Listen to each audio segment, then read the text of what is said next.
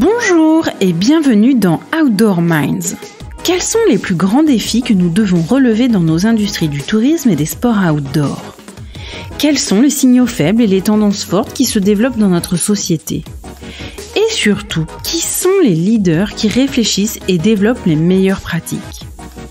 Dans cette série d'entretiens, nous voulons partager les parcours, les expériences et les visions des plus grands esprits qui font l'outdoor d'aujourd'hui et de demain. C'est la rencontre d'Ariane Favier, experte du capital immatériel des entreprises et en particulier des marques, et d'Armelle Solélac, spécialiste de prospective et de stratégie de marque, qui a donné naissance à ce podcast. Pour cette 3e saison, avec l'aide de nos invités, nous allons parler de responsabilité sociétale des entreprises, la fameuse RSE. Il y aura aussi quelques surprises pour être au plus près de l'actualité et encore mieux anticiper l'avenir. Allez, c'est parti pour une nouvelle rencontre inspirante. Aujourd'hui, nous avons le plaisir d'accueillir Loïc Diacono, journaliste en préparation d'un doctorat dont le sujet sera inégalité et changement climatique. Bonjour Loïc. Bonjour. Loïc, est-ce que tu peux nous parler de ton parcours académique et de ta carrière professionnelle jusqu'à aujourd'hui avec un retour vers la recherche universitaire ? Bien sûr, c'est un parcours, moi je le qualifie de chaotique, mais j'ai commencé en faisant l'université du STAPS à Gap dans les Hautes-Alpes en spécialité ski. J'ai fait une licence et en stage de licence, je l'ai fait chez skipass.com, qui est un média spécialisé de ski grenoblois, qui m'a proposé un contrat. Donc j'ai été embauché comme journaliste sur le tas dans le monde du ski. Et j'ai fait ça pendant 5 ou 6 saisons au total. Et au fur et à mesure, j'ai eu envie de switcher vers plus d'environnement, on va dire. J'étais déjà focus sur le changement climatique à ce moment-là. Et par miracle et hasard, j'ai trouvé le master qui s'appelait à l'époque Appréhender les changements climatiques, environnementaux et sociétaux de Paris-Saclay et l'école de journalisme de Lille, que j'ai fait en 2018-2019. Donc j'ai commencé à faire une reconversion vers le changement climatique à ce moment-là. Derrière ça, j'ai été embauché au CEREMA, donc le Centre d'études et d'expertise pour les risques, l'environnement, la mobilité et l'aménagement à Lyon, pour travailler sur un centre de ressources pour l'adaptation au changement climatique, un projet gouvernemental. Ça, j'y suis resté un peu plus d'1 an et demi. Et ensuite, j'ai eu l'opportunité de rejoindre l'équipe de Gaël Giraud qui monte un nouveau labo à Georgetown University à Washington DC, où je suis actuellement. Et je suis en train de préparer un doctorat que je devrais commencer cet automne si les choses se passent bien. Ça c'est la version courte. Après, au milieu, j'ai fait pas mal de choses en vulgarisation et journalisme scientifique ces 3 dernières années. Notamment, je fais partie du collectif Les Passeurs qui a monté une revue sur l'avenir des territoires de montagne. Et puis, j'ai publié 2-3 choses à droite à gauche. Alors, sur quoi porte ton travail de thèse ? Alors, c'est une très bonne question que je suis en train de redéfinir actuellement puisque je suis en train d'écrire le projet de thèse que je vais proposer à l'université. Et je viens de finir un mémoire qui est une revue de littérature, donc un mémoire de M2, qui est une revue de littérature sur les liens entre inégalité et changement climatique avec un point de vue du côté de la macroéconomie, c'est-à-dire de l'économie au niveau, on va dire, global, sur comment est-ce que le changement climatique peut impacter la trajectoire des inégalités économiques, parce que les inégalités, on va dire, de race, de genre, de handicap, d'âge sont beaucoup plus dures à modéliser dans des modèles. Nous, on se concentre vraiment sur les inégalités de revenus, de patrimoine, sur quoi on peut mettre des chiffres, on va dire. Et donc, ma revue de littérature a consisté à aller explorer les articles les plus récents qui existent sur ce sujet, sachant qu'avant, on savait surtout que le changement climatique allait probablement exacerber les inégalités si on ne faisait rien. Et maintenant, on en sait un peu plus en détail sur, en fonction des trajectoires que les sociétés humaines prennent et de la trajectoire du changement climatique, comment tout ça interagit ensemble et peut augmenter ou non les inégalités en fonction des politiques climatiques mises en place, que ce soit de réduction des émissions de gaz à effet de serre ou d'adaptation. Et mon travail de thèse va consister à prolonger ces travaux, à essayer de nouveaux modèles économiques dans lesquels on simule des inégalités et en ajoutant des impacts climatiques, de voir comment est-ce que ça modifie la trajectoire. Ça, c'est l'idée. Donc c'est un vrai travail de prospective en tout cas. Oui, là on est... oui. Et qu'est-ce qui t'a donné envie de creuser ce sujet ? C'est une autre bonne question. vraiment une curiosité personnelle sur les inégalités depuis assez longtemps. J'avais déjà lu Thomas Piketty ou des gens comme Branko Milanovic qui sont parmi les experts mondiaux de ce sujet, ou le rapport sur les inégalités en France de l'Observatoire sur les inégalités bien avant d'être en contact avec Gaël Giraud qui devrait être le directeur de thèse pour ce projet. Je pense que j'ai un petit côté gauchiste de très loin qui pousse dans ce sens-là. Et de l'autre côté, il y avait le changement climatique sur lequel je baigne maintenant depuis plusieurs années. Et je suis assez passionné dans le changement climatique par les impacts, par l'adaptation dans laquelle j'ai travaillé, par les scénarios, par tout ce qui est prospectif, par la façon dont on crée les scénarios, par la façon dont on assemble les modèles qui permettent de créer les scénarios et de ce qu'on peut en tirer. Donc ça mixe les deux, ça me va très bien. C'est un gros projet, j'espère avoir les épaules pour ça. Et qu'est-ce qui te plaît le plus dans la recherche ? Bref, comme je suis au tout début, pour l'instant, j'ai vraiment juste une publication en cours de travail qu'on n'a pas encore publiée avec des collègues du labo. J'ai encore du mal à me considérer comme chercheur. Je pourrais plus répondre en détail, je pense, dans quelques années si tout se passe bien. Après, moi, ce qui me plaît, j'aime beaucoup lire la littérature scientifique. Je suis assez à l'aise dans cette espèce de jargon très technique, typiquement sur des rapports du GIEC ou des choses comme ça. Ouais, je sais pas, c'est dur à dire. Je me suis pas encore trop posé la question. Ça...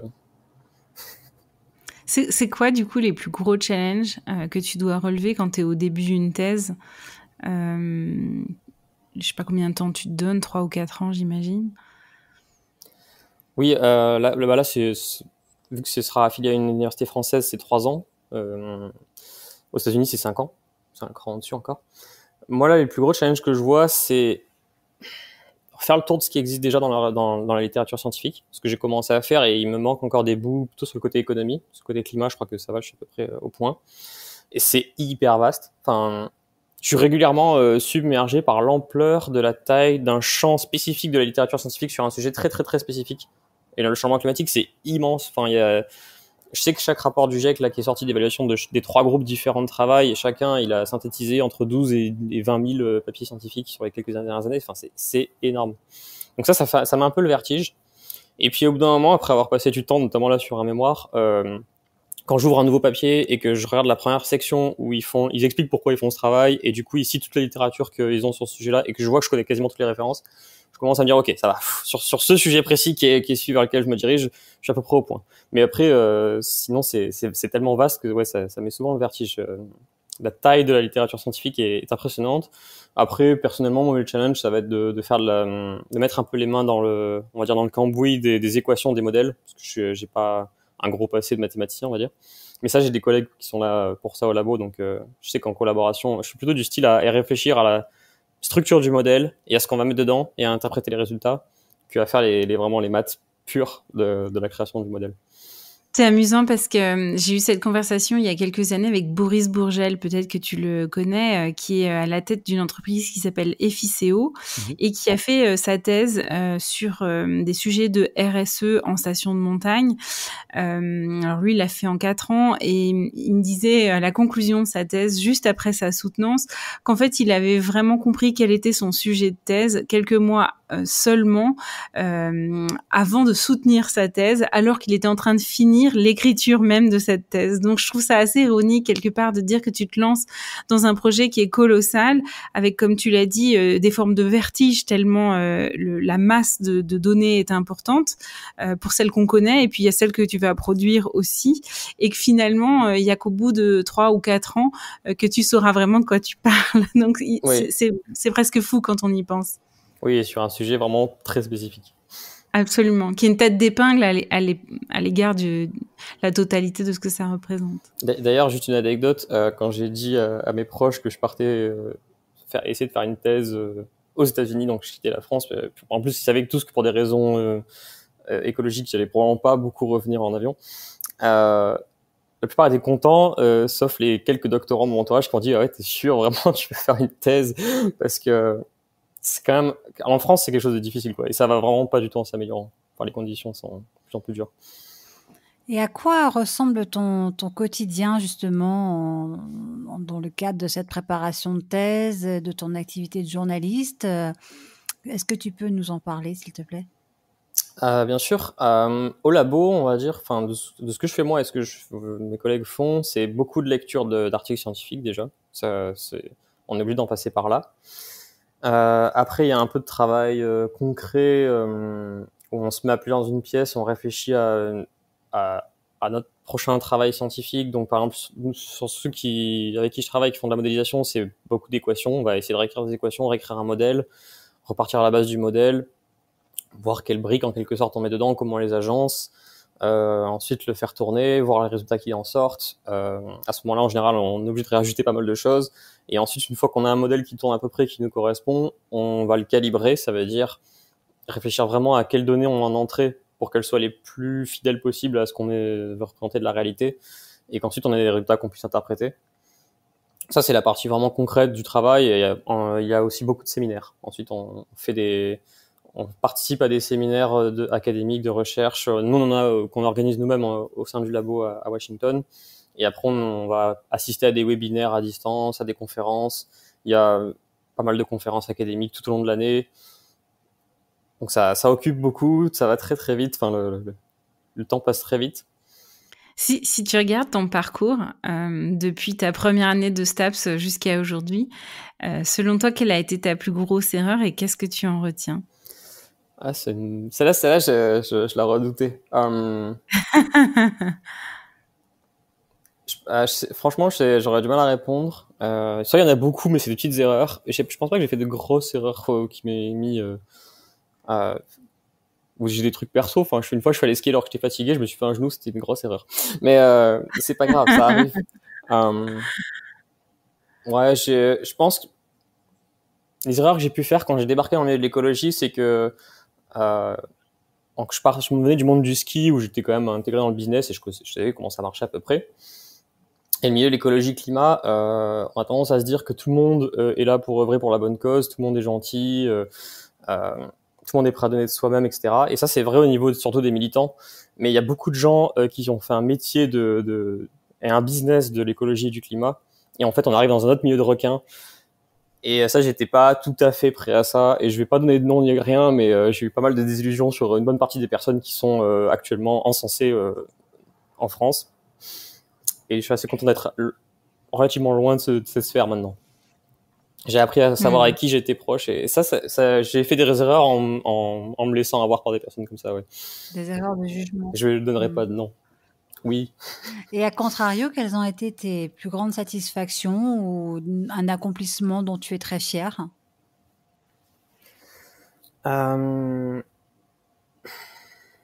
C'est dur aussi. Je pense que c'est tout bête, mais enfin non, c'est pas tout bête. Mais une des choses dont je suis assez fier, c'est quand j'étais chez skipass.com, j'ai fait un article sur un jeune homme qui a eu un accident d'avalanche très très grave, qui a perdu ses 2 pieds dans une avalanche. Et ça a été une des choses les plus dures que j'ai faites. Et en même temps, ça a été aussi une des choses, je pense, les meilleures qu'on ait pu faire, parce qu'on a essayé de l'aider comme on pouvait à pouvoir se financer des prothèses pour pouvoir reskier. Je pense, à chaque fois je me demande de quoi je suis le plus fier, je pense plutôt à cette histoire-là qu'à des choses sur le climat ou l'écologie. J'ai aidé des militants et j'ai fait des choses dont je suis assez content aussi dans le milieu climat, mais celle-là, je pense, c'est de loin celle qui me vient en tête. Ouais. En même temps, c'est extrêmement concret, c'est immédiat. Tu vois tout de suite si oui ou non vous avez levé suffisamment pour pouvoir l'aider à retrouver une forme de normalité dans sa vie. Donc, évidemment que c'est pas très surprenant. L'article est en ligne et c'est vraiment une histoire bouleversante, quoi. Absolument. Pour l'avoir lu, comme beaucoup de tes articles sur ce qui passe, je confirme. Et je vous invite à aller lire cet article parce que il est assez bouleversant. Pourquoi tu fais ça? Pourquoi est-ce que quand c'est difficile et dans la recherche, il y a des moments très difficiles, qu'est-ce qui fait que tu arrives à tenir quand c'est difficile? C'est une autre bonne question. Ça a pas mal évolué au fil du temps. Il y a eu des périodes où moi je voulais juste faire du sport. Enfin, je fais toujours du sport 6 jours par semaine, 6 jours sur 7, parce qu'il y a un jour où il faut se reposer quand même. Donc le sport aide beaucoup les gens aussi, l'entourage, les concerts, les sorties, le fait de te connecter un peu de temps en temps. Et après, plus sur le fond, je sais pas, il y a 2-3 ans, je me posais pas trop de questions et je fonçais, donc c'était vraiment, j'ai pas de réflexion. Maintenant, quand je perds un peu la motivation, en fait, souvent, ce qui me désespère le plus, moi, c'est de lire les choses les débats qui ont lieu dans la sphère écologie, climat en France, que je trouve vraiment souvent désespérants, notamment sur l'énergie. En plus, maintenant, j'ai un master en climat-énergie, donc je suis au point là-dessus. Et quand je m'énerve tout seul en lisant ces choses-là, d'ailleurs, c'est pour ça que j'ai déconnecté mes réseaux sociaux depuis février dernier, ce qui fait pas de mal. Souvent, quand je désespère un peu, donc plutôt de ce que je lis et des gens que de ce qui se passe dans le monde, je vais avoir tendance à me rappeler que ceux qui subissent et qui subiront le plus les impacts et du changement climatique et de la perte de biodiversité et des autres problèmes environnementaux, c'est ceux qui sont les moins responsables, en fait. C'est les pays du Sud, les populations pauvres des pays du Sud, les populations pauvres des quartiers pauvres des pays riches, qui non seulement n'y sont pas pour beaucoup, voire n'y sont pour rien, et en plus ont très peu de pouvoir de décision. Donc généralement, je me rappelle un peu à l'ordre et je me dis bon, de toute façon, tu t'en fous de ceux qui ont envie de se crêper le chignon en France entre classes supérieures sur des débats stériles. On n'est pas là pour eux dans ces conditions-là. Enfin, si on est là pour tout le monde, mais on est surtout là. Enfin, je suis dans un labo qui s'appelle Environmental Justice Programme. Typiquement, c'est parce que on pense avant tout aux populations marginalisées et aux différents moyens de les aider par rapport aux enjeux à venir. Ça, c'est ce qui me drive le plus actuellement, là, depuis, on va dire, un an et demi. Mais comment tu fais pour pas être climato-anxieux ou déprimé d'une manière générale quand tu lis l'urgence dans laquelle on est? Et toi, tu la lis au quotidien et dans des volumes absolument énormes parce que c'est ton job par définition. Déjà, j'ai fait une thérapie. Vraiment, je vais pas le cacher parce que c'est essentiellement, je pense, ça qui m'a aidé à tenir la tête hors de l'eau sur ces sujets. Et j'ai beaucoup absorbé de littérature sur l'éco-anxiété, la solastalgie, littérature scientifique, au point de m'en être presque lassé maintenant. Et je pense qu'il faut prendre soin de soi, et je vais sortir tous les clichés sur la santé mentale, etc. Il n'y a pas de miracle. J'ai aussi entre guillemets la chance d'avoir grandi dans une famille assez écolo et gauchiste de base, qui était très consciente des problèmes du monde. Alors moi, j'ai grandi dans les années 90, j'avais chez moi le journal papier de Greenpeace. Mon père, il avait ça. Il a été membre de Greenpeace dans les années 80. Il y avait au lycée, j'ai lu l'autobiographie de Paul Watson, de Sea Shepherd. Enfin, je partais d'une base où déjà j'avais des bonnes bases d'écolo, et je savais déjà que le monde n'était pas parfait, quoi. Donc j'ai pas pris pleine face le changement climatique d'un coup dans les années 2010-2020, ce qui a atténué pas mal les choses, je pense. Voilà, j'ai des parents altermondialistes, les sommets qui sont partis en live à Gênes dans les années 2000, voilà, on est au courant, ce genre de choses. Donc ça m'a, je pense, beaucoup aidé par rapport à des gens qui n'étaient pas trop conscients de tout ça et qui d'un coup ont pris, surtout dans la vague 2018-2019, le changement climatique. Je pense que là c'est plus dur à gérer parce que ça fait beaucoup de choses d'un coup. Donc je pense que ouais, c'est ce genre de choses. Puis après, clairement, quand on absorbe au quotidien ces choses-là, j'ai encore des fois de temps en temps des espèces d'effets de waouh en lisant un papier, en me rendant compte que oui, effectivement, le permafrost au 22e siècle, si on part sur la trajectoire la plus pessimiste, il n'y en aura plus quasiment. Enfin, j'exagère un peu, mais c'est un genre d'effet. Surtout en climat. Plus récemment, j'ai vu un article passer que j'avais envoyé des collègues sur. Je pense que c'était une évaluation sur le nombre de décès d'enfants en Afrique. Et je me rappelle plus si c'était une évaluation, attribution des décès passés ou une projection future ou les deux. Et c'était assez striking, comme on dit. Et en même temps, dans le papier, enfin les chercheurs qui ont vulgarisé cet article sur The Conversation, ils disaient clairement, en fait, si on compare aux chiffres de décès de la malaria actuellement, bon, c'est pas négligeable, mais il y a vraiment beaucoup d'autres problèmes en Afrique. Il n'y a pas que le changement climatique et les sécheresses à venir. Il faut pas l'oublier non plus. Donc ouais, je gère comme je peux. Ça dépend des périodes. j'ai plus de problèmes à gérer ma quantité de travail que mon éco-anxiété, on va dire. Et justement, alors, en considérant la complexité du contexte et cette trajectoire de vie, quel est le meilleur conseil qu'on t'ait donné? J'ai pensé à ça. Je pense que ce qui me revient souvent en tête, quand j'étais en master climat et médias, un de ceux qui dirige le master, c'est Sylvestre Huet, qui est un journaliste scientifique qui a fait, je sais pas, 20 ans à Libération. Il a couvert toutes les premières COP et les premiers rapports du GIEC dans les années 90-2000. Maintenant, il tient un blog sur Le Monde, et donc il faisait partie de ceux qui nous aiguillaient sur comment être des bons journalistes scientifiques sur le changement climatique. Et il nous a dit un truc qui m'a marqué à l'époque sur l'énergie, justement, parce qu'on était en plein... Enfin, déjà, c'était il y a 4 ans, mais ça fait déjà des années que ça durait, et ça continue maintenant sur le débat sur le nucléaire, les énergies renouvelables, etc. Il nous a dit, sur l'énergie, vous aurez toujours des problèmes en tant que journaliste, parce que c'est extrêmement difficile de se faire un point de vue, parce qu'à peu près toutes vos sources, ce sera souvent pas de la littérature scientifique au sens strict, mais ce sera de la littérature grise, des rapports d'entités comme l'AIE qui sont pas en soi des scientifiques, ça reste une entité représentant les pays du Nord. Ce sera des rapports d'exploitation d'entreprises, même publiques ou privées, mais ce sera des lobbies, des think tanks, et vous aurez beaucoup de mal à vous faire un point de vue sur l'énergie. Et j'y repense souvent parce que c'est effectivement le cas. Maintenant, je nage un peu mieux dans cet univers et je comprends un peu mieux les enjeux de chaque côté, mais je comprends que des journalistes aient du mal à se faire un avis là-dessus, et à trouver des sources et à faire des articles pertinents, parce que c'est un enfer, l'énergie. Vraiment, ça, c'était un très bon conseil, ouais. Est-ce que, si tu regardes un peu ces 10 dernières années dans les industries du tourisme, tourisme de montagne évidemment, et des sports outdoor, où il y a eu, mine de rien, pas mal de changements, quelles sont les évolutions qui t'ont le plus marqué? Là, spontanément, ce qui me vient en tête, c'est l'exemple de Métabier.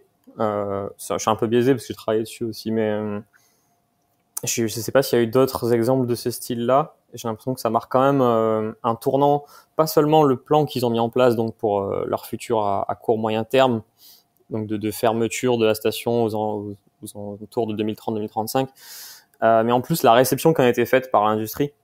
J'ai trouvé ça aussi très intéressant, parce qu'il me semble, de mémoire maintenant, c'était il y a 2 ans, que ça a été présenté lors de travaux d'un événement de la SUERA, et de ce que j'ai cru comprendre à l'époque, ça avait l'air d'être plutôt bien reçu et d'avoir intéressé. Enfin, voilà, on va être un peu mitigé, mais on va dire que ça n'a pas été la levée de bouclier totale contre. Si, bon, je me trompe. C'est vrai que peut-être je suis un peu biaisé. Il faut préciser plusieurs choses. Déjà, la première, c'est que c'est pas une fermeture de la station, c'est un arrêt de l'exploitation des remontées mécaniques pour l'hiver, et un arrêt des investissements pour l'exploitation du site touristique l'hiver en ski alpin. Mais ça veut pas dire que c'est une fermeture de la station ni un arrêt de la destination touristique, qui en fait a réfléchi à son nouveau modèle économique et d'autres choses à proposer, parce que ça reste un site qui est magnifique et qui vaut le détour. Enfin, je pense que tu y as été, donc tu veux pas me dire le contraire. Tu n'as pas été à Fleury sans y aller, hein, ça c'est très fort. C'était en plein Covid quand j'ai fait l'enquête. D'accord. Et le deuxième sujet, c'est que je pense que sur le moment, il y a eu beaucoup d'effets de bonne figure, où l'industrie a accueilli ça, j'ai envie de dire positivement, parce que effectivement le Covid, on était en plein dans les périodes de confinement, ça devait être autour du 2e confinement au moment où les résultats ont été présentés, et il était de bon ton d'avoir certaines postures. Il était de bon ton de s'afficher à côté de certaines personnes, mais ça veut pas dire pour autant que en sous-marin et une fois les portes fermées, ces mêmes personnalités étaient tout à fait enthousiastes à cette idée-là.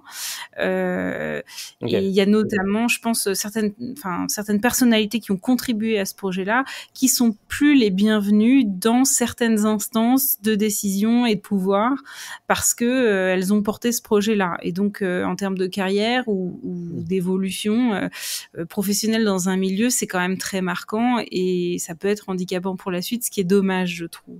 Oui.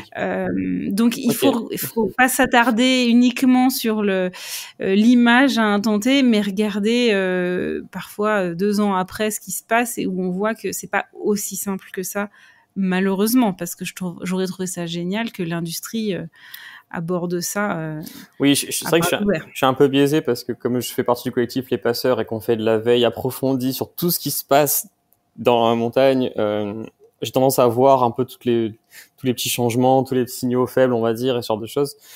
Alors que bon, je viens plus sur les gros salons comme Alpipro, je suis pas au courant du fait que le business a l'air d'avoir redémarré quand même un peu comme en 40, c'est ce que j'ai vu aussi vaguement. Après, quand j'ai fait mon mémoire, donc j'ai fait un mémoire en M2 journalisme sur la couverture du changement climatique en montagne dans les médias.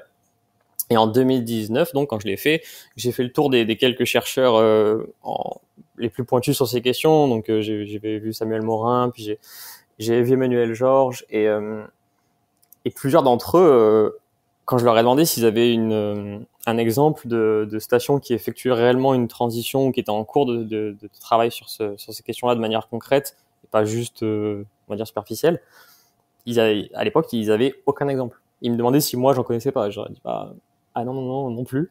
Donc, quand en 2020 est arrivé l'exemple de Métabier, c'est vrai que j'avais tendance à voir ça comme quand même le premier exemple de quelque chose de concret, ce qui était... Ouais, il y a eu le col de Corbier en Haute-Savoie qui a eu une approche très intéressante avec un passage un changement de business model du ski alpin sur le vélo. Le problème, c'est la viabilité économique du projet qui est évidemment pas du tout la même que celle du ski alpin.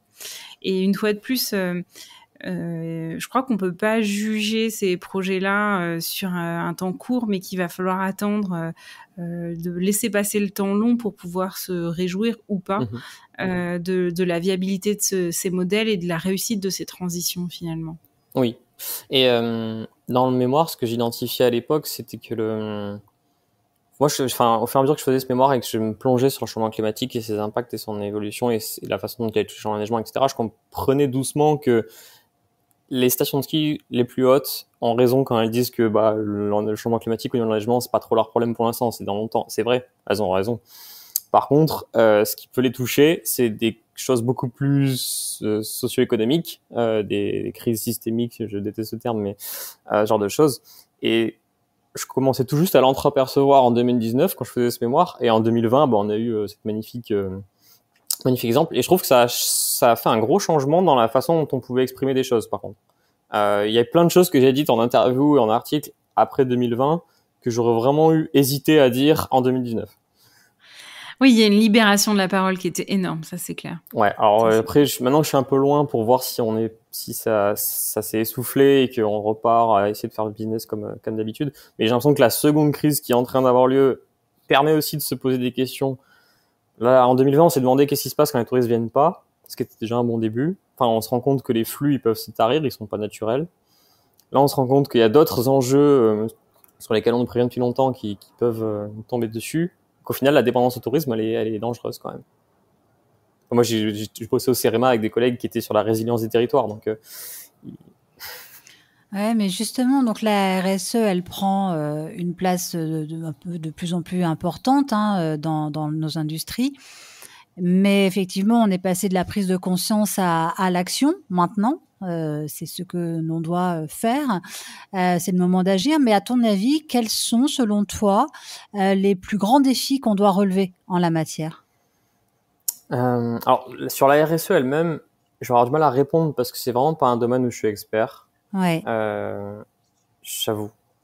Je pense que, je vais répondre peut-être sur une manière un peu plus globale sur les entreprises de l'industrie outdoor et j'ai toujours un focus sport d'hiver parce que c'est ce que je connais le mieux également. Comme on disait juste avant, ce qui m'inquiète, moi, c'est l'évolution des populations qui pratiquent en tant que loisir pour le ski, parce que c'est quand même le loisir qui remplit les stations de ski plus que la pratique sportive en elle-même. J'ai du mal à voir l'évolution d'une pratique qui est quand même une pratique bourgeoise au sens vraiment des 8%. Je me fiche des statistiques nouvelles de DSF sur ce sujet. C'est quand même, on sait que c'est 8% à 10% des Français qui skient, on sait que c'est les cadres, on sait que c'est une pratique de riches. Donc c'est une pratique privilégiée. Son évolution dans 10, 20, 30 ans dans un contexte où les choses se complexifient partout au sens économique, au sens énergétique, au sens climatique, moi je m'inquiéterais de ça. Ouais, bien plus que de la baisse de l'enneigement pour toutes les grosses stations. Par contre, les petites stations et de basse altitude, elles ont les deux à la fois. Elles ont et l'enneigement, que certaines sont déjà dans le rouge, on le sait avec les travaux de Clim Snow maintenant, et le contexte social et économique français et mondial, parce qu'on voit bien qu'on peut plus se séparer du reste. Donc, je pense qu'il faut s'inquiéter de ça à long terme, à l'échelle même pas seulement d'une entreprise, mais d'un territoire, quoi. Tu penses qu'on regarde jamais assez loin? C'est dur à dire. C'est dur à faire aussi. Enfin, dans les exemples concrets de choses intéressantes auxquelles j'ai pu prendre part c'était l'année dernière. Je sais pas si vous connaissez le Master Strategy and Design for the Anthropocene, qui est à Clermont-Ferrand, géré par Alexandre Monin, Emmanuel Bonnet et Diego Landivar. Et j'interviens dedans, et j'ai été aussi encadrant sur des projets de leurs élèves qui font de ce qu'ils appellent de la résurrection écologique. Donc ils prennent des entités, entreprises, collectivités, et ils voient ce qui va pas, et ils essayent de leur proposer des pistes pour faire quelque chose qui est un peu plus fort que de la RSE, qui est en durabilité forte, en gros. Et j'ai été encadrant d'une étudiante qui travaillait sur Picture Organic Clothing, avec Florian Paluel, que j'apprécie énormément. Et c'était super intéressant ce travail. Elle a vraiment poussé la marque. Enfin, ils ont tous les deux, je pense que Florian a beaucoup aidé là-dessus. Elle a eu de la chance de tomber sur un tel encadrant au sein de l'entreprise. Ils ont poussé les dirigeants de Picture à vraiment ouvrir leur focale sur le long terme, sur les risques à venir, sur qu'est-ce que pourrait faire la marque dans 20, 30 ans. Et ça fait partie des choses, je pense, qu'il faut faire. Je connais pas beaucoup de gens qui l'ont fait. Je sais que Patagonia le faisait aussi un peu dans ses séminaires internes. Et les dernières décisions qui ont été prises montrent qu'eux, ils ont aussi une réflexion poussée sur les enjeux globaux. Mais je pense que j'ai l'impression que ça vient plus des marques que des stations de ski, typiquement. Après, il y a plein d'enjeux derrière, parce que les entreprises sont liées sur le court terme. Les stations de ski, elles ont d'autres impératifs, notamment de gouvernance. J'aime pas dire une station de ski. Ce sujet de la gouvernance est essentiel dans une boîte. Quand tu as une équipe dirigeante, c'est plus facile de décider que quand tu as autant d'acteurs qu'il n'y a de socio-professionnels et d'institutionnels au même endroit. Ça, oui, c'est avec sûr, des enjeux différents selon chaque... Julien Durand, l'un des fondateurs et actuel président de Picture Organic Clothing, fait partie de nos futurs invités au sein d'Outdoor Minds. Donc, je pense que ça va être un épisode très intéressant. Est-ce que vous avez vu le mémoire de... J'ai oublié son prénom, je suis fatigué. Jeanne Bavray, sur Picture. Je vous le transmettrai alors, parce que avant de... Ça vaut vraiment le coup d'œil, ouais. Sur l'avenir de Picture à long terme, c'est un exercice de prospective comme rarement j'en ai vu pour d'entreprises. Ah, super intéressant. Et du coup, est-ce que tu as évoqué le terme anthropocène? Je suis pas sûre que tout le monde sache ce que ça signifie. Est-ce que tu peux nous en donner une vulgarisation, du coup? Ça a été un terme qui a été proposé par un chimiste qui s'appelle Paul Crutzen, qui est décédé il y a pas très longtemps d'ailleurs, dans les années 90, début 2000, je crois. Il a anticipé une idée qui avait déjà été proposée avant, que les influences humaines devenaient tellement fortes que ça pouvait nous faire basculer dans une nouvelle ère géologique. Alors lui, il n'était pas géologue, du coup tous les géologues sont un peu montés au créneau en mode de quoi ils se mêlent. Et depuis, on a des débats quasi interminables sur est-ce que c'est le cas ou pas, parce que les géologues, eux, pour définir une nouvelle ère, ils ont besoin de se projeter dans 20 ou 30 millions d'années, et se dire dans les roches, dans 20 ou 30 millions d'années, qu'est-ce qu'on verra, et est-ce qu'on verra une trace humaine, et si oui, laquelle? Il leur faut ce qu'ils appellent un clou d'or pour définir le début d'une nouvelle ère géologique. Bon bref, ça c'est le débat géologique. Il se peut que un jour l'Union, je sais qu'ils ont un groupe de travail à l'Union internationale des géologues, j'ai oublié le nom exact, mais ils travaillent sur est-ce que oui ou non on rentre dans une nouvelle ère. Ensuite, il faudra la baptiser, parce qu'Anthropocène, c'est le nom qui a été proposé par Paul Crutzen, mais ça a d'un autre côté lancé des énormes débats dans les sciences humaines et sociales, parce que ce nom-là avait une tendance à mettre la responsabilité sur toute l'espèce humaine. Et je pense, j'en sais rien, aux Indiens Gwich'in en Alaska, qui est une Anastasia Martin, ou aux Indiens hachoirs en Amazonie ou à d'autres peuples qui, franchement, n'y sont absolument pour rien dans les changements globaux qu'on observe actuellement. Donc, d'autres, il y a des dizaines de propositions par Bruno Latour, par d'autres chercheurs sur capitalocène, sur différentes formes de noms qui me donnent un angle différent sur la responsabilité telle qu'on se l'imagine. Donc, pour l'instant, c'est encore quelque chose d'un peu défini, parce que la recherche scientifique est en plein essor sur le sujet. Moi, j'ai tendance à l'utiliser comme un mot qui regroupe toutes les crises. Crise environnementale, crise sociale, l'ensemble des problèmes environnementaux. Donc, c'est large, hein, le climat, la biodiversité, la pollution, l'extractivisme, les ressources. Et puisqu'on est sur la sémantique, est-ce que tu privilégierais le terme de soutenabilité aux démarches RSE, justement? Ou pas? Je sais pas, là vraiment je suis pas assez calé, je pense, sur ces questions-là. Ouais. Ouais, je m'estime pas. Alors, est-ce que tu aurais un conseil de livre à conseiller à nos auditeurs sur l'anthropocène ou sur des sujets justement qui permettent de vulgariser ce sujet complexe? Oui, typiquement sur l'anthropocène, il y a un livre qui s'appelle Aux racines de l'anthropocène, qui a été écrit par un paléoclimatologue qui s'appelle Michel Magny, M-A-G-N-Y, qui travaille à l'Université de Franche-Comté de mémoire. Et je trouve que c'est une de très bonnes synthèses de l'anthropocène, justement, avec un recul sur le temps long jusqu'au peuple chasseur-cueilleur du Paléolithique, et les différentes inflexions qu'il y a eu au fur et à mesure de l'histoire humaine, sans oublier qu'à chaque fois, dans ces inflexions-là, elles sont dues à une partie seulement de l'humanité et pas tout le monde d'un coup, ce qui fait qu'on a eu jusqu'au XXe siècle des peuples chasseurs-cueilleurs qui ont eux vécu sans remettre en question aucun équilibre planétaire, mais qui aujourd'hui sont en péril et vont disparaître probablement à cause du reste. Donc je pense que c'est un des très bons livres sur ce sujet. Il est un peu costaud, je préviens d'emblée. Ça reste un scientifique on n'est pas sinon en vulgarisation plus facile, il y a les limites planétaires. Je crois que c'est le titre du livre. Je vais pas ressortir les auteurs parce que je vais faire une erreur de nom, mais c'est la collection Repères, il me semble. C'est des petits livres de 150 pages. Ça, c'est plus simple. Merci beaucoup Loïc Giacone d'avoir été notre invité dans cet épisode d'Outdoor Minds. Voici les 3 points clés à retenir de cet épisode. Le premier, c'est que si vous êtes climato-anxieux et que vous subissez un gros coup de déprime, n'hésitez pas à prendre soin de vous, à faire du sport, à vous aérer, voire à faire une thérapie. Le deuxième, c'est que pour évaluer la réussite d'une transition de business model et sa viabilité, on ne peut le faire que sur le temps long.